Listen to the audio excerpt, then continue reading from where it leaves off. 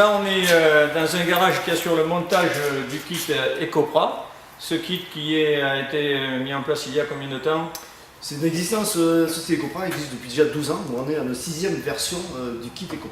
Donc un process qui a évolué jusqu'à aujourd'hui et qui permet en gros de diminuer les particules du pot d'échappement de 70% et sur le carburant entre 10 et 15%. Et de plus, vous aviez un gain d'économie sur la consommation d'air, on m'avait dit. Donc, tout à fait, oui. Il faut savoir que, pour donner une idée, c'est qu'un moteur, on parle beaucoup de consommation de carburant d'un moteur, parce que bien sûr c'est la partie pécuniaire, mais il faut savoir qu'un moteur consomme du carburant, mais il consomme de l'air. Pour idée, un moteur consomme pour 15 000 litres d'air pour brûler 1 litre de carburant. Donc imaginez qu'à chaque fois qu'on va faire 1 litre de carburant, c'est 15 000 litres d'air qui sont, je dirais, non pollués, et 15 000 litres d'air correspond à la quantité d'air de norme par jour. Autrement dit, un kit comme ça qui coûte 800, 900 € à peu près. Alors, ça dépend du modèle. Voilà, ça dépend du modèle. Avec réservoir d'eau, bon là c'est une maquette, mais avec réservoir d'eau, on est aux alentours. Moins de 1000 €. Allez. À moins de 1000 €, bien sûr, moins de 1000 € montés, et avec un buveur d'air, on verra tout à l'heure sur d'autres modèles, qui lui n'utilise pas de réservoir d'eau, mais juste une unité de l'air. On est monté maxi 600 €.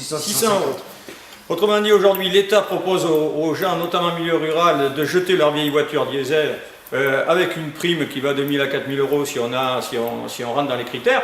Sauf que là, en donnant les moyens aux gens de s'équiper de ce process pour moins de 1000 €, on va avoir une économie de 70% de particules fines avec un gain de 10 à 15% de carburant directement sur du pouvoir d'achat. On ne pollue plus, il n'y a pas besoin de jeter la voiture. Donc c'est du bon sens. Et puis équiper tout le parc des gros appareils qui consomment énormément, comme les bus, les camions. Il y a d'ailleurs des entreprises de poids lourds qui ont équipé de ce matériel-là et qui effectivement sont presque entre 15 et 20% d'économie sur un chiffre d'affaires quand même important quand on consomme. C'est pas négligeable. Ce type de procédé est assez ancien, on a dit, il y a plus d'une dizaine d'années.